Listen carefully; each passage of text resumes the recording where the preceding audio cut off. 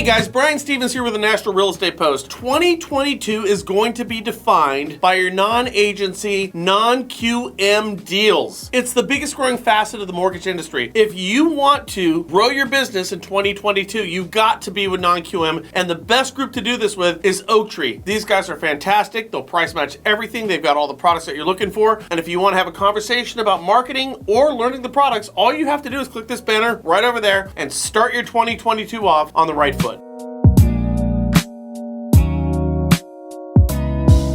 Okay, so bread, gas, cars, toilet paper, and now mortgages are all more expensive than they were a year ago. Thanks, Joe Biden. Just kidding. Calm down, guys. The Federal Housing Finance Agency, also known as the FHFA, introduced new upfront fees on Wednesday for some high balance and second home loans sold to Fannie and Freddie. Now, upfront fees for high balance loans are going to increase between 1/4 to 3/4% tiered by your loan to value ratios. And this is a real big cost, guys. Now, for second homes, the upfront fees are going to increase between 1 1/4 to 3 7/8%. Yikes! Can you believe this? And they're also tiered by your loan to value ratios on these things. Now, the new pricing framework, it's going to take effect April 1st, 2022, so it's only a couple of months away. And the reason they're telling us right now is they want to minimize our market and our pipeline disruptions, which it's going to really affect our pipeline disruptions, isn't it? Now, this was said by the FHFA in a press release that was just put out yesterday. Now, oddly, let's just think about this for a second here. Why in the heck is this happening today? Now, if you don't know, these are called loan level price adjustments, and these are going to affect all the loans that Fannie and Freddie insure. Now, you see, Fannie, Freddie, and Ginnie are going to give an implicit guarantee on the performance of these loans. Now, 2 of these, Fannie and Freddie, are going to increase their costs, and they're going to do this substantially. And these are going to affect all of your agency loans that have a loan balance of up to almost $1 million right now. $1 million. And here's my issue with this whole thing. Who is this really going to affect? Now, when you increase the costs on mortgages for what is very clearly arbitrary reasons, which have no bearing whatsoever on market conditions, who is this going to affect? Let's think about this for a second. Really think about this. Here's the answer. It's always going to affect and only affect underserved communities. And this one, by the way, guys, is hook, line, and sinker. Because here's the whole idea. If you're rich and you're entitled, you really don't care about any of this type of stuff. But if you're trying to build what we call generational wealth, but you're starting from ground zero, then these type of loan level price adjustments that were just put in place by the FHFA are going to sting, and they're going to sting really bad. So, I mean, really, there you have it. If you want to get a loan and you're struggling to get by, just know right now that the federal government just made it way more expensive for you than some other people who are loaded with a whole bunch of cash. But moving on.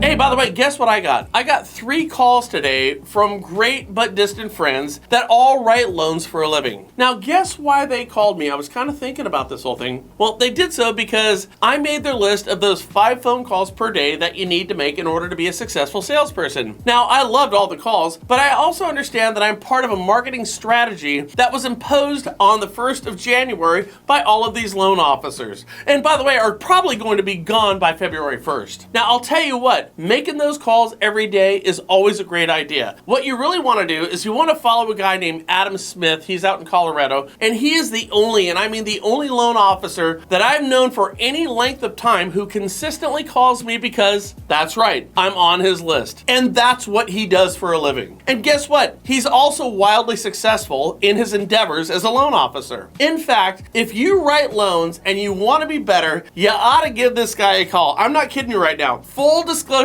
I have no financial relationship with Adam Smith, and in fact, I'm not even going to call him to announce that I'm sharing his phone number with any and all loan officers and real estate agents across the country. But here it is. Call this guy. He will make you better at calling your past client database. Okay, so what's the point? Well, it's pretty simple here, guys. Let's keep this whole thing going. Yesterday, I gave you a 10-day, 2-week live video plan that you should institute immediately. I mean, you have to do that. There's no cost. It's fast. fast, it's easy, and by the way, it's also a better plan than what your coach is telling you to do right now, who you're probably paying about $2,500 a month to. Okay, but here's the second plan, and by the way, run these simultaneously because it's still not going to cost you any time or money. These are just best practices. Ready? Here we go. Do the Adam Smith 5 calls per day, and by the way, he probably calls way more than 5 per day. Which ones? Well, this is the easy part here. I'm gonna call this one the Monica Jones. Yeah, and she calls everybody as well. And she's totally rad, and she totally kicks ass, and she closes more loans than you do. Here's what you do. First you call the A's, then you call the B's,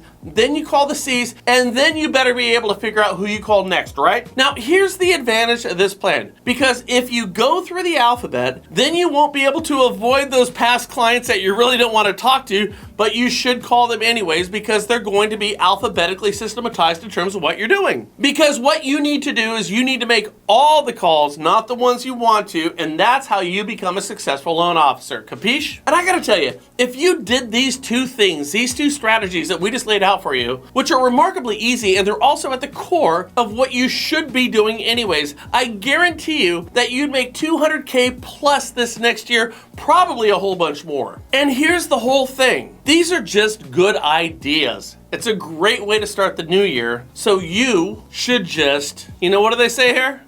Do it. Bye.